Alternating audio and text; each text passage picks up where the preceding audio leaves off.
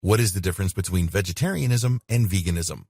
A common question that many people have is, what is the difference between veganism and vegetarianism? A lot of people may get confused and think that they are the same thing, when in fact they are vastly different. To begin with, there are several different categories for vegetarians. Lacto-ovo vegetarians include lactose and eggs in their diets. However, they will not include meat products or poultry into their diets. Lacto-vegetarians will not include eggs in their diets, but they do consume dairy.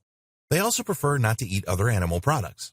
Then we get to vegans, who will not eat any egg or dairy products, or products that have utilized animals in any way whatsoever. There are many people out there who call themselves vegetarians, even though they will occasionally eat meat here and there.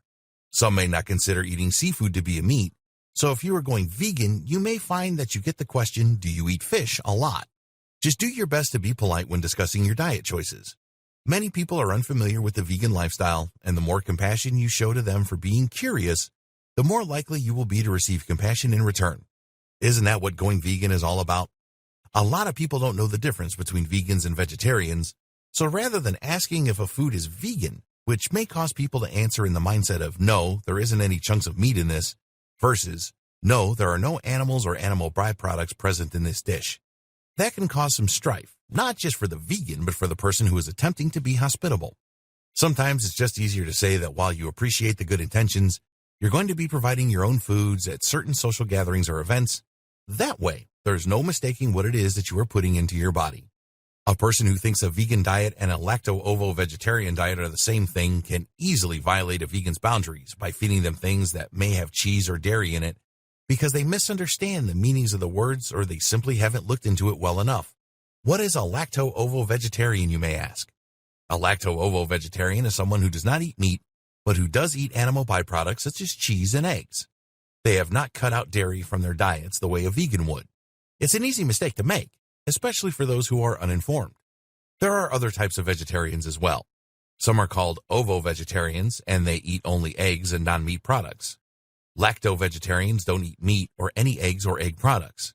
And then, of course, there's the flexitarian, who eats a mostly vegetarian diet, but every so often will include meat in their diet. Another thing a lot of people consider vegetarianism is pescatarian, which means a vegetarian diet except for eating fish. This is probably why a lot of people think that being vegan or vegetarian can mean that you still include fish in your diet. So, this may be a question you get a lot once you have adopted a vegan lifestyle. There's no shame in any way you choose to live your life or the diet that works best for you and your body's specific needs. It is important not to shame others for the way they live their lives, especially if you want to begin to create a more tolerant world that is accepting of the ideologies veganism often stands for. By being receptive, we create a more receptive world that is more likely to listen to our point of view in a way that doesn't feel threatening to them, so they may choose one day to try it for themselves and see how it feels.